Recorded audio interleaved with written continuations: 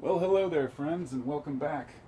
I ordinarily might put this on my secondary channel, but I decided it would be best suited for this one because this is one of those social warnings that I would like to give to all people, especially woodworkers, of course. If you work with wood, you're going to encounter a lot of different tools. I've been a carpenter for most of my adult life, and on and off I've worked with a variety of different power tools. There's very few that I haven't experimented with, at least. And I have a friend who's lost a finger on a router. I knew another guy who lost a finger with an axe. I know several people who have really fucked themselves up. I know a guy who shot himself in the wang with a nail gun. It was actually an insulation stapler. And he was climbing underneath a house. You just never know when it's going to happen, okay? Most woodworkers get severely injured in one way, or maybe not severely, but at least get injured in one way or another. You're bound to cut yourself. I was working on a table saw one day, and I got kicked back with a piece of MDF, and it flew back like a frisbee and whack right in my knuckles. Literally, my whole hand went numb. I thought I was done. I thought I broke all my fingers. So it's very easy to get messed up. And as carpenters, we take our tools for granted sometimes, especially when we get really into a project and we're moving. And I, like most carpenters I know, do not have a guard on my table saw, for example, because it just gets in the way. And I feel comfortable enough with my table saw to know how to use it. I do have a guard on my chop saw or my miter saw, but I also have a router table, a variety of other tools. And it's very rare that a new tool comes out or something that I haven't seen before that is extremely as dangerous as the one that I'd like to share with you today. But at the same time, I also acquired one of the most beneficial tools. Now, there's a brand I believe called Kutzall. I have never used their products, but I do have a burr bit. It's basically, it goes on the end of a drill, and it's basically just literally a steel bit with just burrs coming out, big needles. You use it to grind wood and shape wood. So what we have here is a larger version of that exact same thing, and this goes on an angle grinder. They also make them for angle grinders. And if you want to buy one of the brand named ones, they're about $60 probably. And naturally, I go cheap to start. I don't have any shame in buying slightly cheaper bits, at least. And this bit right here is amazing. Now, this thing is unplugged right now because I wouldn't dare touch it if it was plugged in.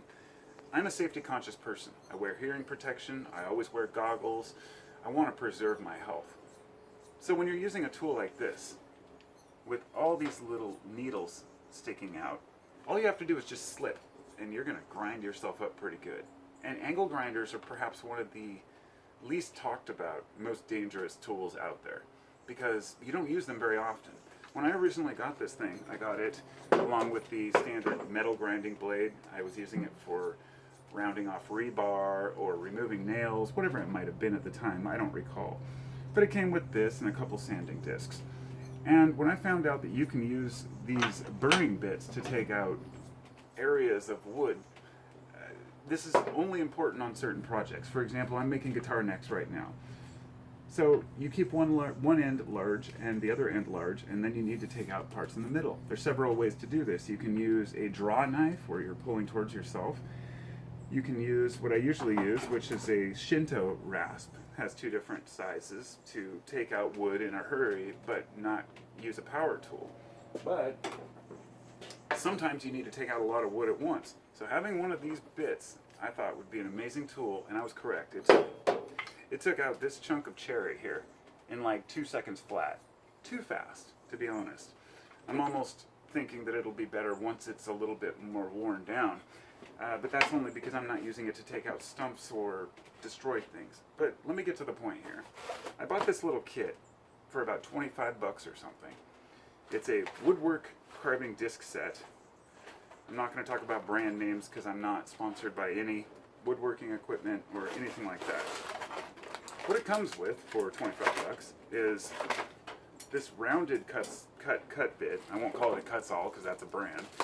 Then it also comes with this tapered and flat bit, which is pretty nice because then if you set it at the right angle, you'll get a nice flatter surface rather than round. I have seen people carve bowls with those round ones. I mean, they are amazing. They take out a lot of wood at once, especially softwood. But even with cherry, maple, whatever it might be, they do some damage. Within that kit, it also comes with 4 of these sanding discs at 80 grit. Now, most people who use angle grinders might be more familiar with the sanding discs. They're great. They're phenomenal for doing, heavy sanding on a strange contoured surface. All that aside, those tools are wonderful. But it happened to come with this other thing. Here it is. They call it the wood carving disc. Use in any direction. Double saw teeth, anti-kickback action. And it says cut, carve, shape. Now mind you, this is traveling at around 11 to 12,000 rounds per minute. This is a serious tool. That comes out to, I believe, about 200 spins per second. So when you have a solid piece on there and it's locked on tight, and you know it's locked on, it's not likely to come off during use. Even if it does, it'll most likely coast down or fly down because of centrifugal force and the way that things spin. This, on the other hand, this is something altogether different. This is a chainsaw blade mounted between 2 pieces of metal. Compressed. I've seen other ones where it's actually removable, where you can take the pieces apart. This one's locked in, and welded in. But let me see if I can get up by the camera here to give you a really close-up on this. Wood carving disc. Now you see these chainsaw teeth. This is not your standard piece of metal or carving bit. If one of these links snaps and this thing comes off at 11,000 rounds per minute, it will cut right through you.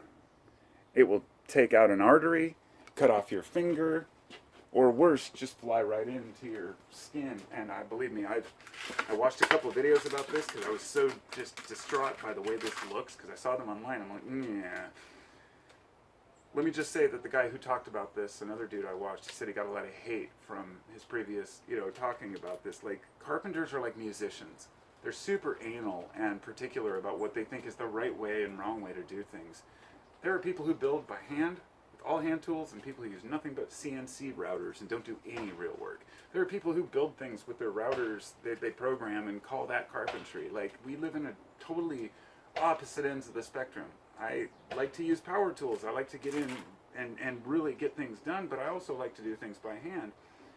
It's my belief that using one of these would have very limited application for those carpenters out there who are saying, no, I love those things. I've had one and I've used it before and it's phenomenal. All I would say is it has very limited uses. I would not recommend using this on anything that you're going to be dragging across or pushing down at an angle on. That's going to push on the chain. That's going to wear the links. But more than that, if you don't have a guard, my guard was missing a bolt and I didn't have it on before I started this, so I put it on so I wouldn't get shit from people. I've used this with the sanding disc without a guard for years, on and off. Never had an issue with the sanding disc. But the minute I start using tools like this, and God forbid if I ever used this, which I won't, there's one application I did think it would be good for. Now, if you're using an angle grinder is a very underutilized tool for a lot of people, but these handles actually can be moved to the other side, or they can be moved to the top so you can get a grip any direction you want. There are several different types of blades, cut-off blades. There's other cut-off blades that have like little slots in it and basically take out slices. It's like using basically a rotary planer, if you will. There's also a button on many of them, like this one, where you can adjust the handle and turn it sideways. So you can completely adjust and you have full control over what you do and how you do it, and which direction you're facing when you do it. But all that aside, no matter how good your tool is, no matter how many guards you have and protectors you have, if you're using something that should not spin at that speed, then you're gonna have a bad time. Sorry, South Park joke. I have mostly used the sanding disc and the cut-off discs with these things. I have never used these grinders. I'm going to be very careful about it when I do, and I know that all you have to do is push a little too hard and you've taken out too much.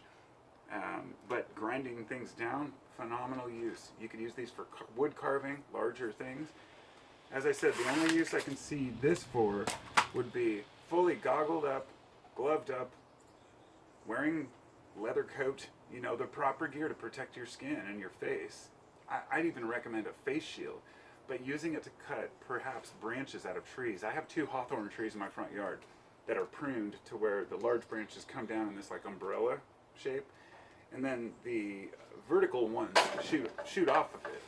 And every year I should cut them back, but I usually wait a couple of years, so they end up being pretty big, bigger than my thumb, and they don't clip with clippers. So I have to get up there, and mind you, it's a hawthorn. It has 2-inch long thorns that if you poke yourself with, it just hurts like hell, and I hate these trees, but they're beautiful. So I'm probably going to use something to cut them down, but honestly, I'll probably just go with the Sawzall. Even if I could use these, even if it would save me a few minutes, is it really worth it if I end up hurting myself? And I've seen a couple people's wounds. They're disgusting.